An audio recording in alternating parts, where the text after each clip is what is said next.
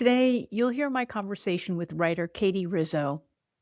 This was an emotional episode for me. More than 25 years ago, after the birth of her first son, Nicholas, Katie stepped away from a career in medicine to focus on her family. She went on to teach anatomy and biology and to flourish as a writer. Her work has appeared in literary journals and earned recognition at writing competitions and conferences.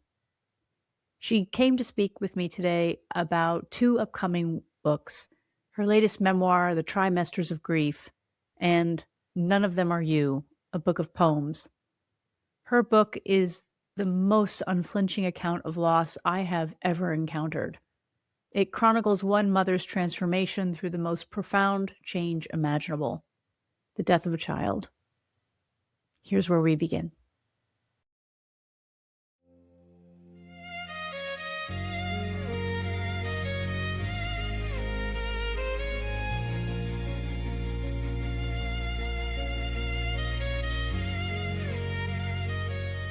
You describe yourself in the book as someone whose identity was deeply woven into being a teacher, but especially a mother.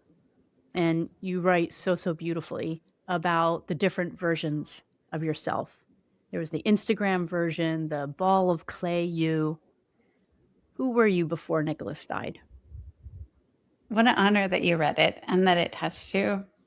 That's huge. So I was a very proud public high school teacher. All three of my boys went to the public high school. Nicholas took two of my classes. I had stopped everything 25 years before to be Nicholas's mom and the other two boys' mom as well. I felt like I had found my calling. When Nicholas died, I felt not only did I lose him, but I also lost me. And I think that's pretty common feeling in grief. I met you a couple of years ago. We were in a class together, and I think you were the best writer, one of the best writers in the whole class. I was very intimidated. It was the kind of class where you had to read your stuff and then everyone had to comment.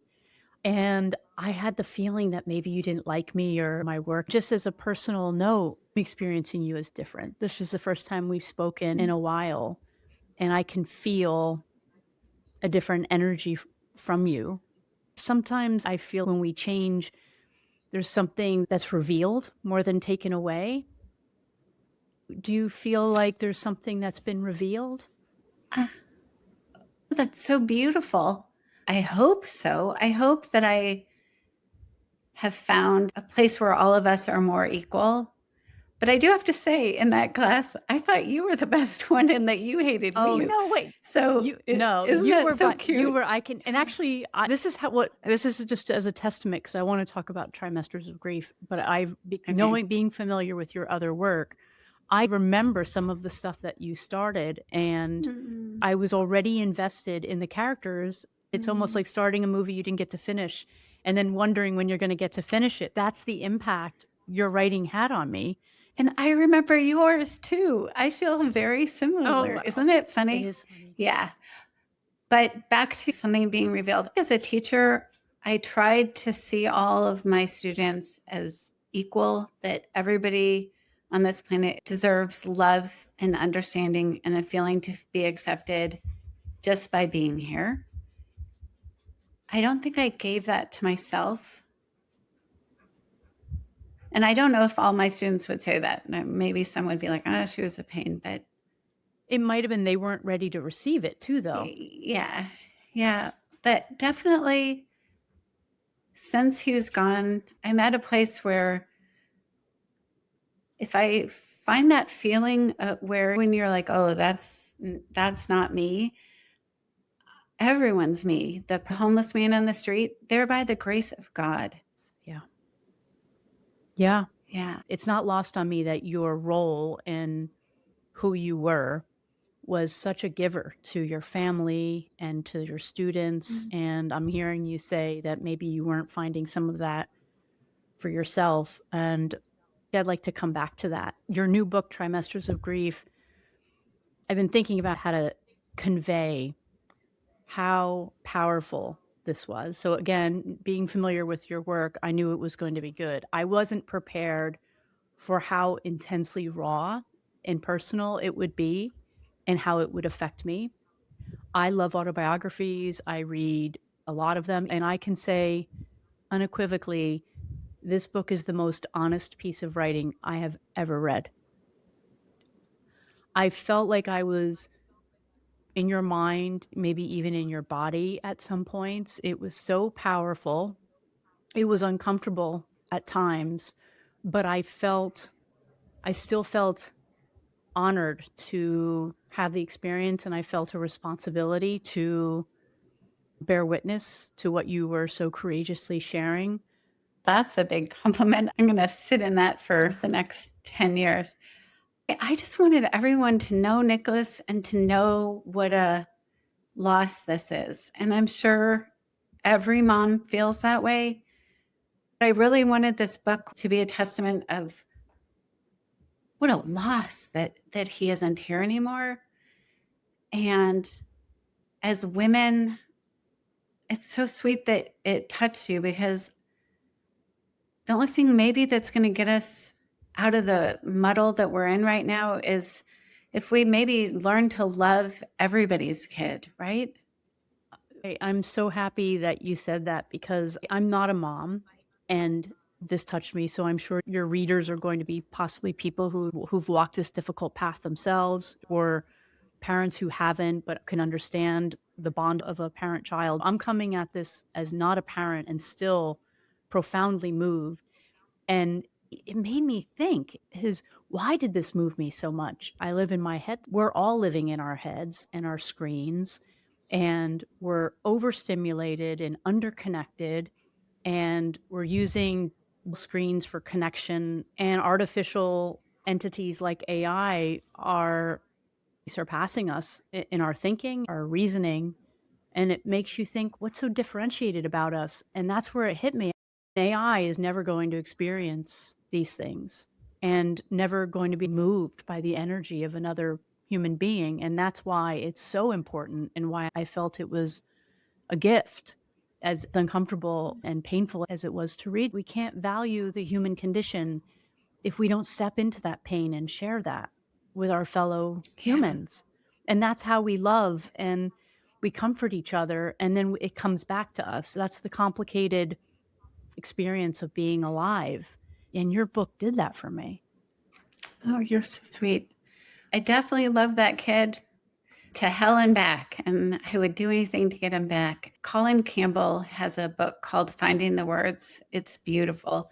He recommends in grief, and I think in life, you need to find people and you need to make connections and you need to say yes to people. I think before Nicholas died, I was super introverted. I spent a lot of time at home. I still lean that way, but when somebody invites me to do something, a lot of the times, if not 100% of the time, is yes.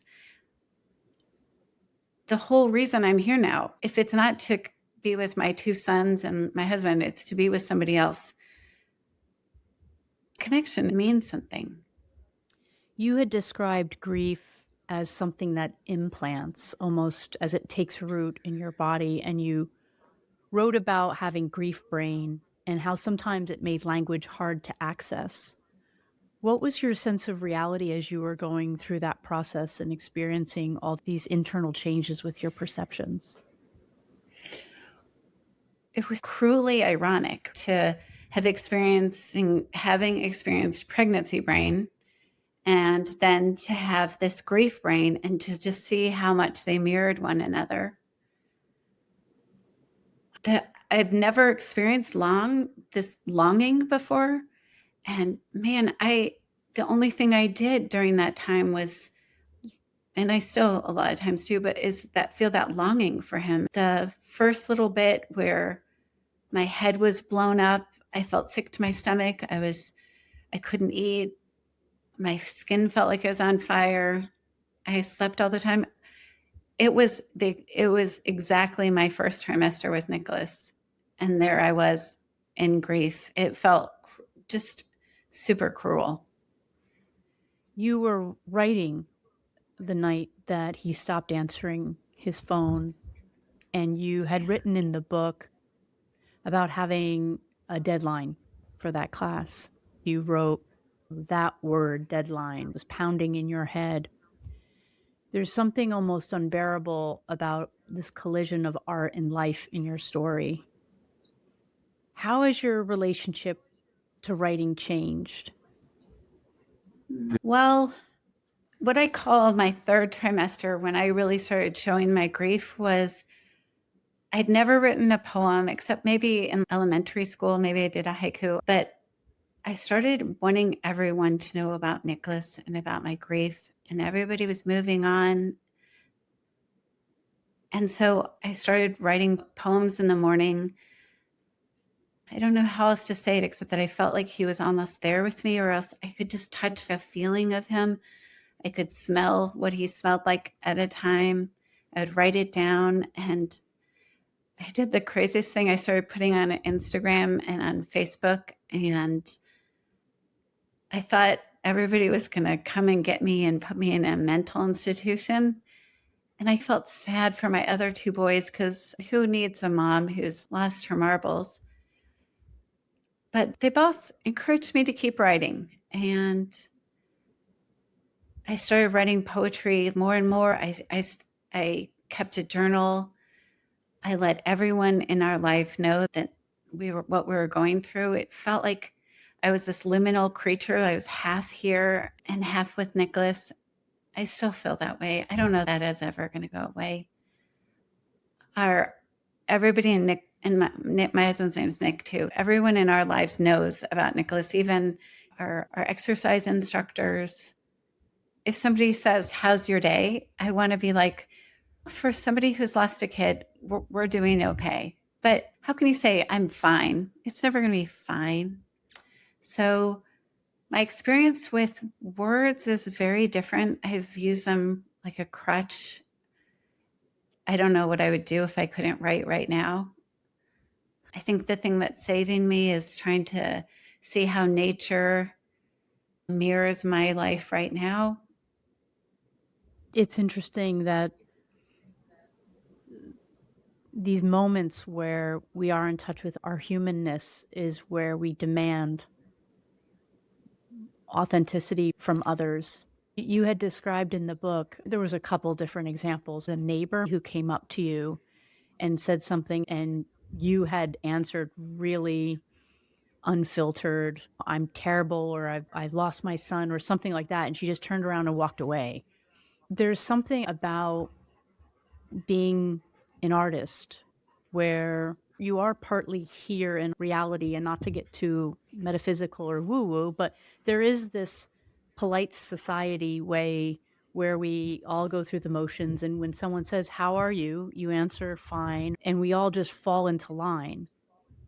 And maybe being in that other place, you're not tethered to that anymore. And people, if they're still attached to this reality, they're not going to be able to handle it. But it also feels to me that we need more people that are shaking us out of that numbness. There's a Yeah. line in your book where you say you don't think that your poems are good, but that there's a nugget of Nicholas and you in there. And it feels like that's the truest statement a writer can say. Did you see Yeah. yourself as an artist before this book? I think I did, but I feel like so much of me wanting to impress people has is gone. I don't mean this to say, oh, it was a big part of my grief. A big part of my grief is Nicholas. I want that guy back. But a little part of it was that now everybody's going to see me differently. They're going to drive by and be like, oh my God, her kid died. What's worse than that? But I'm no longer tethered to anything about what they're going to see about me anymore. So it gives me a little bit of freedom to be a hot mess and say things that other people don't want to hear. When that neighbor ran away, I remember feeling so lonely because she could run away, but I was stuck with my kid not being here. I had to reread it because I was like, wait a minute, did I miss this? This person turned around and ran away. Yeah, she wanted me to say, we're going to get through this. People really want you to say that. Even my dad, who I love, will say, when are you going to move on? David Kessler, who's a grief expert, has said that your grief's going to end when your loved one isn't dead anymore. And maybe my writing will change,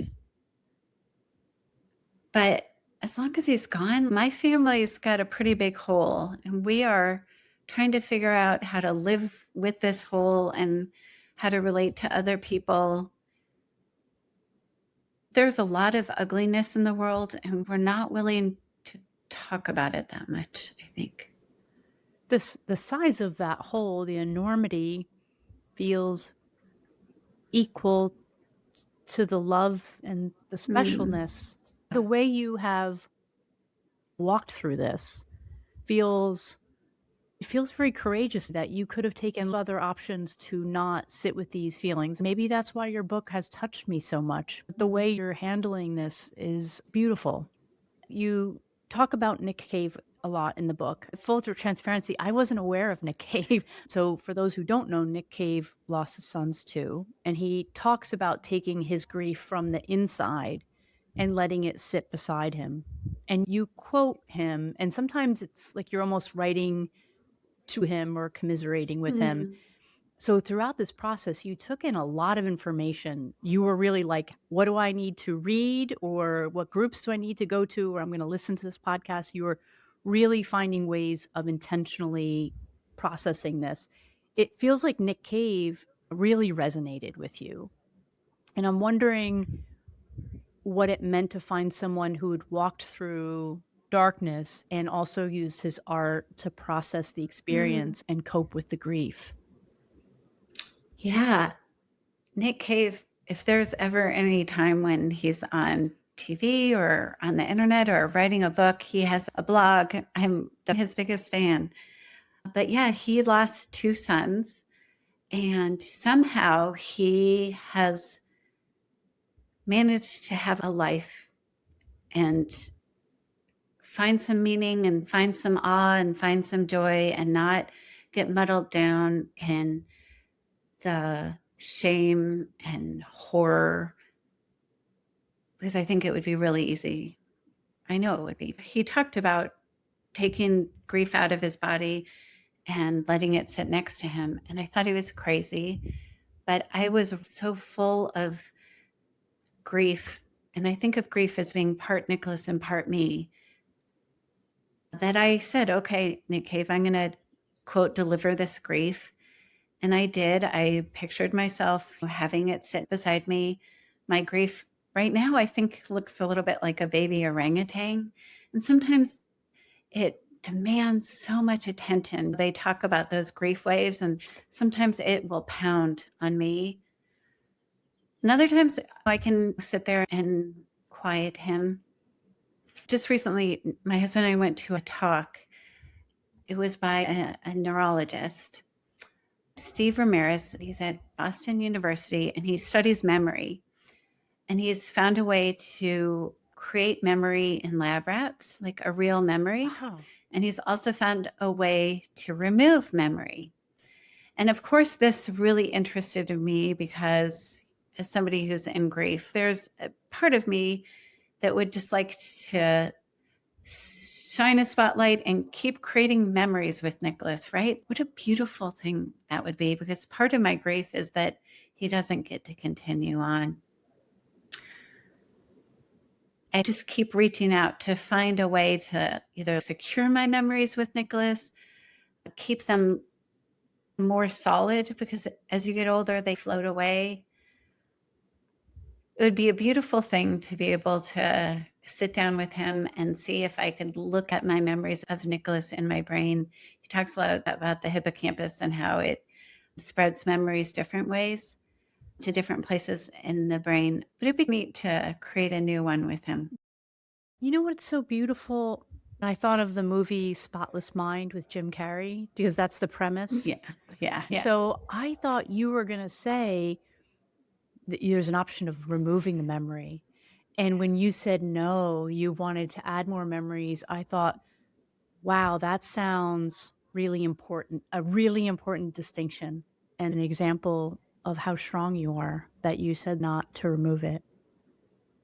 I'm just so curious, and you could take this out if you want, but with trauma, do you think you'd want to remove your trauma, or do you think No, it has given me so many gifts. I guess this is my spiritual leanings, which is this is the path and this is the version of me and the things that made me I'm here to carry. And there's a reason for it for whatever reason. you were talking about religion or spirituality? A long time before Nicholas died, we're in Al Anon, and Al Anon is a group for people who love addicts or people who love people who are addicted. And they have a reading in there on pigeons. I don't know if you know it, but there's a reading where it says, let pigeons be pigeons. Pigeons are going to poop all over and eat seed. People who are drinking are going to poop all over you and drink their drink or do their pills or whatever. One time, Nicholas asked me to pick him up because he had been in a car accident and his car was at the shop. And I was driving to get him, and a pigeon came out of nowhere and hit my windshield. And it was like a perfect pigeon outline. And it was almost like the universe was trying to remind me he's a pigeon. And maybe he and I have some kind of connection that we've agreed upon for this lively form. I think he taught me a lot about pain. Since he's been gone, I've been clinging to little signs. I went to a grief group in Sweden for parents who have lost a kid to addiction.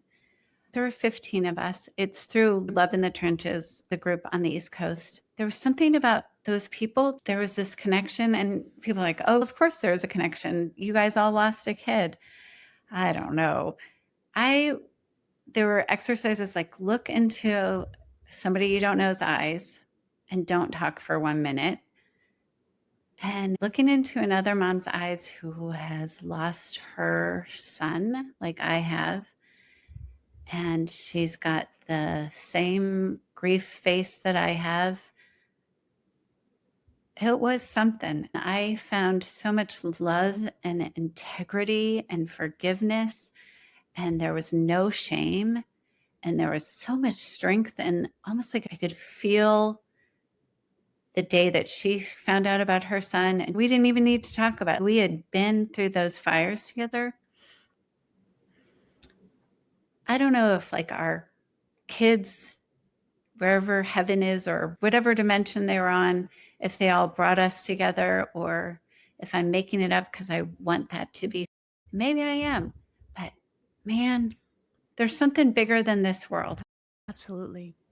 A- Absolutely. I have no doubt that the reason that this isn't more obvious is because we are so detached and so distracted and so attached to our ego and our little fake realities and being in that state, whether it's grief or you're an artist that just sees the world differently.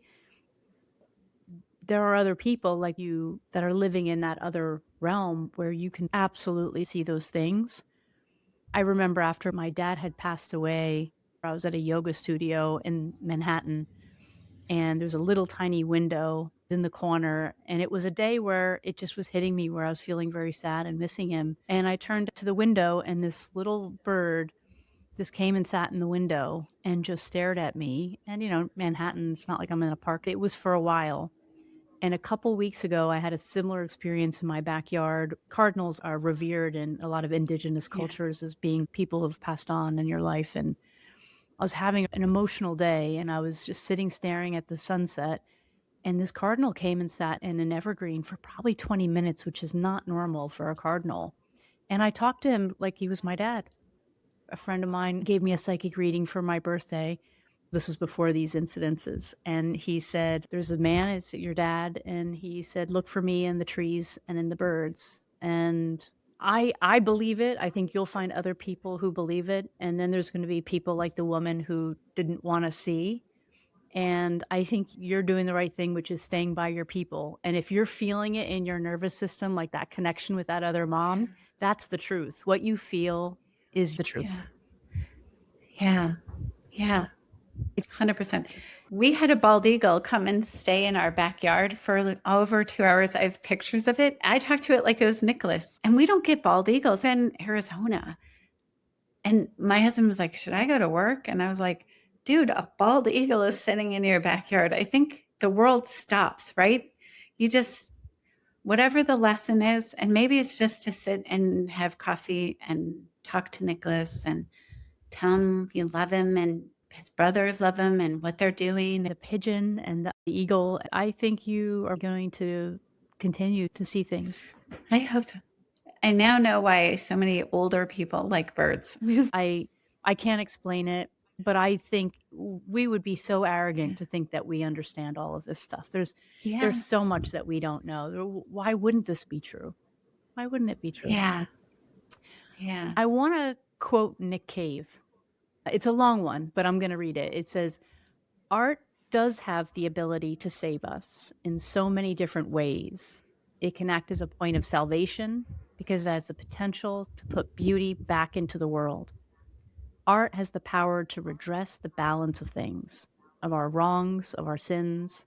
And by sins, I mean those acts that are an offense to God, or if you would prefer, the good in us, that live within us, and that if we pay them no heed, harden and become part of our character, they are forms of suffering that can weigh us down terribly and separate us from the world. I have found that the goodness of the work can go some way towards mitigating them." So for me personally, your poetry and this book, Trimesters of Grief, feel to me to be your rebalancing of things, of putting beauty back into the world. Can you see it that way? When you say it like that and quote Nick Cave, sure.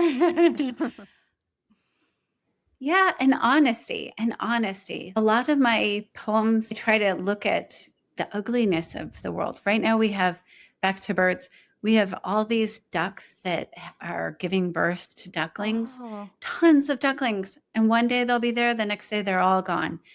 And they're all dying. And there's a reason why ducks have broods of 8 to 12. It's so depressing.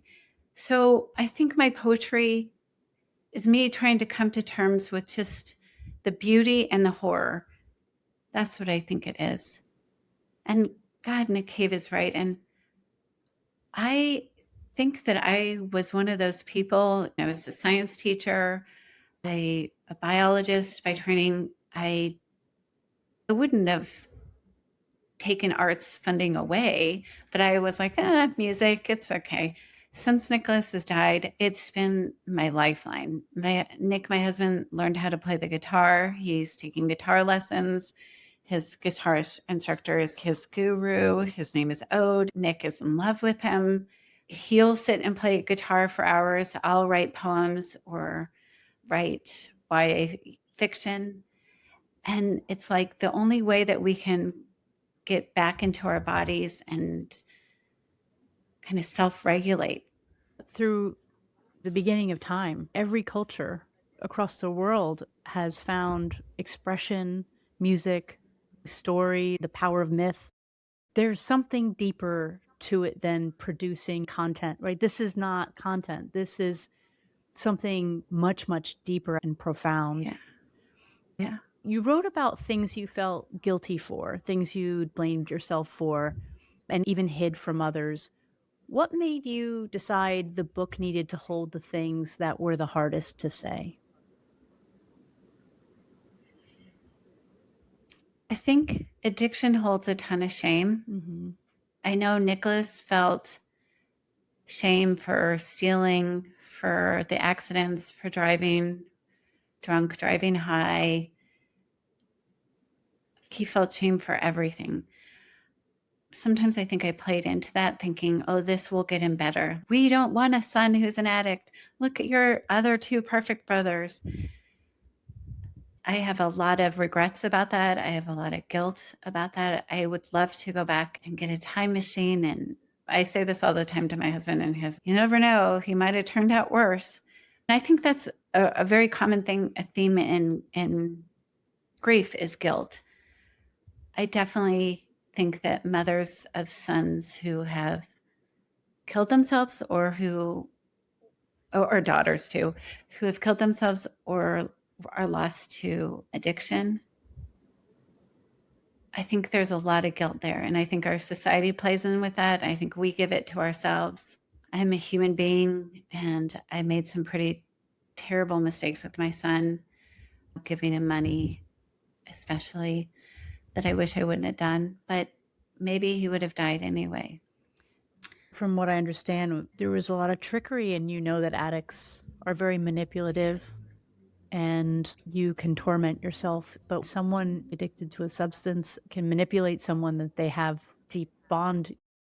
I was watching documentaries about opioid addiction, and I had no idea how powerful these substances are and how Yeah.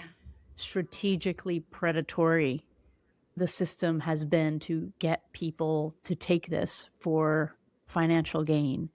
Yeah. These are substances that had originally been created for end of life palliative care because they were that powerful and addictive to expose well people to chemicals of that type and to push it out at scale.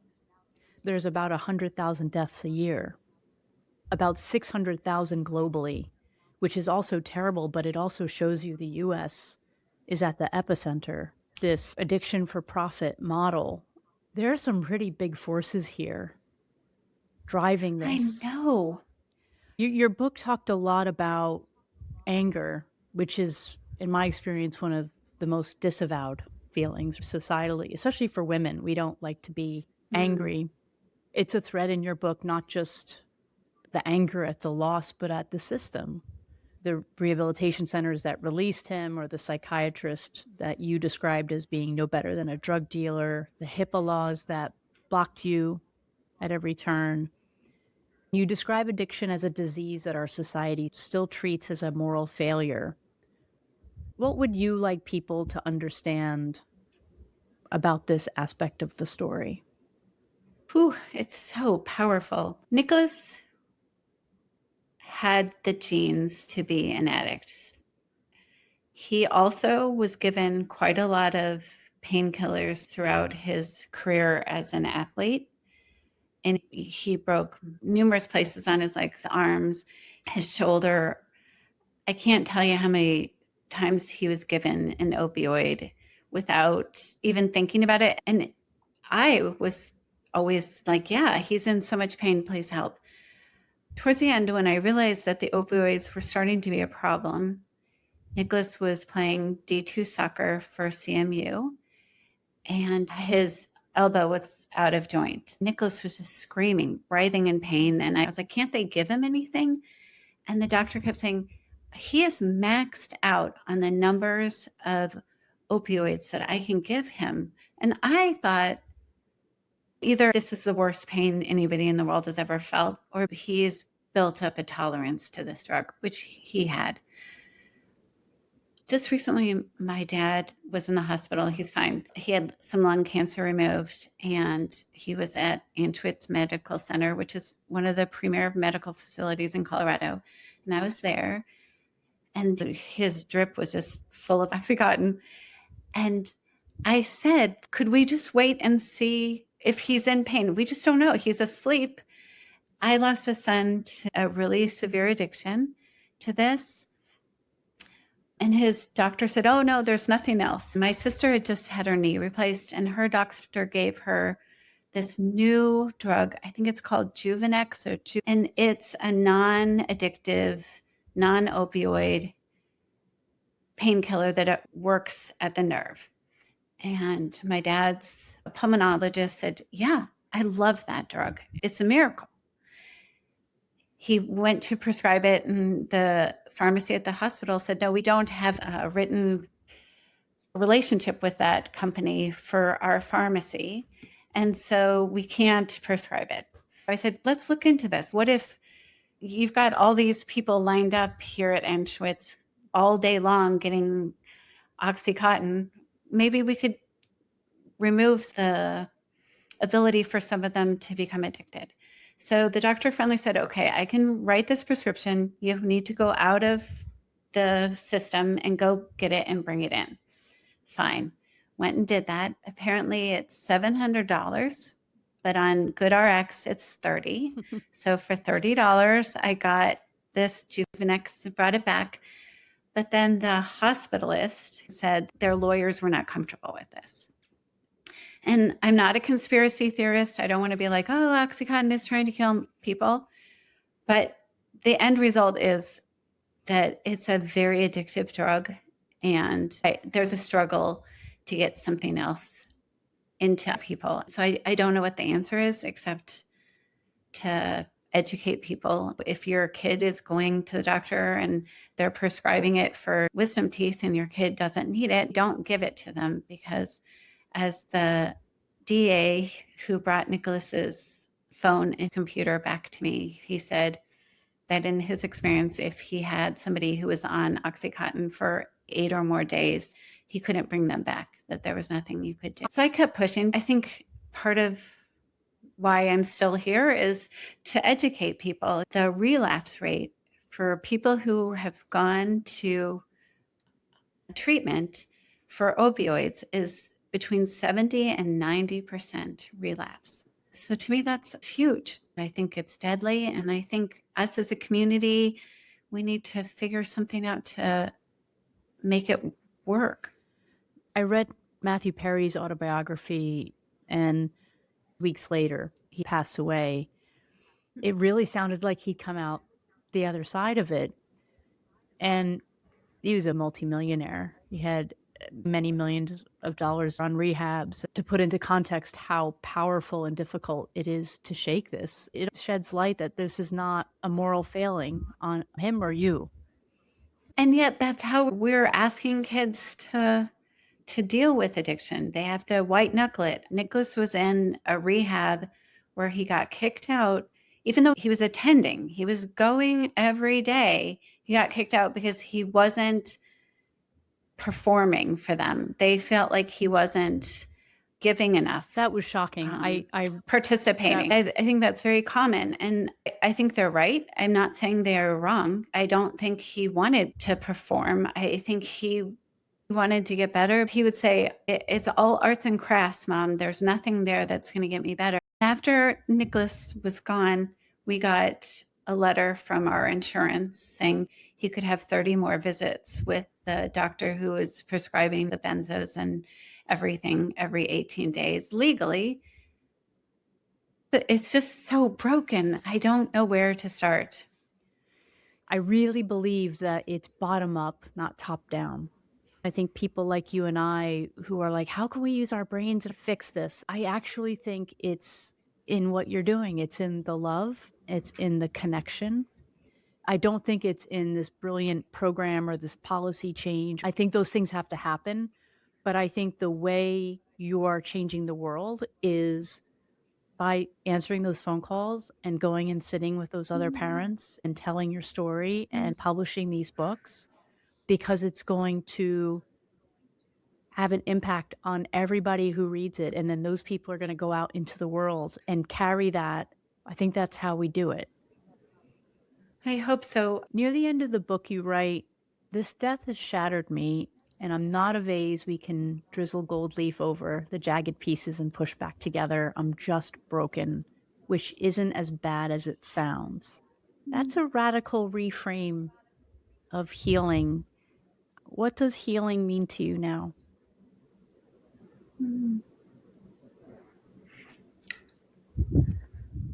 Being as real as I can be, letting go of those times. Like, I can feel when I'm trying to be the Instagram or the perfect me, and healing is letting that go. I'm trying to figure out how to be of service. This book is one way. The other day, my son is in New York. One of my friends was like, let's go walk around Central Park. And we did. And when we're walking, there's so many people and it's so beautiful. It was in the fall. And there was this woman who was behind a fence and she was bawling. So we went over and everybody was walking by her. And I was like, what's going on? I wouldn't have asked her before. It's none of my business. She's somebody who's having a problem. She's got to figure it out. I figure out things on my own. No. I was like, what's going on? Her phone had fallen and she called the police. They came by and they're like, we can't get over there. She went and bought a gripper thing but it kept falling. I was like, we can help each other. We climbed over, got her silly phone, brought it back. It was nothing, literally nothing. It cost me 1 minute of my time, right? Nothing. But that's what I want. Open my eyes so I can see those times. That's the only reason we're alive, right? Your son Joey said you can be the sad mom and be the mom who kicks ass at the same time. Yeah. That's what you're doing. I'm hoping. It's a connection. That's all. Yeah. We lost the thread. We were way off the Yeah. path and things aren't great. And I am hoping that sometimes when things aren't great, it's the thing that needs to happen to wake you up, to reconnect. And how beautiful that you had that experience with a total stranger. And she's probably going around telling that story to every single person. And it was good for me too, But right? that's the thing. For me too. Yeah. That's the thing, is that we feel like we give it away, but we don't give it away. We get something immediately back. Yeah. 100%. The full title of your book comes from a voicemail Nicholas left from the state-run detox. And it goes, quote, "Hi, are you going to listen to what is going on in here?" You found it buried in your deleted messages months after he died, and you described it as the first time in 4 months you heard his voice. That message is the title. What is he asking you to listen to, and what are you listening to now?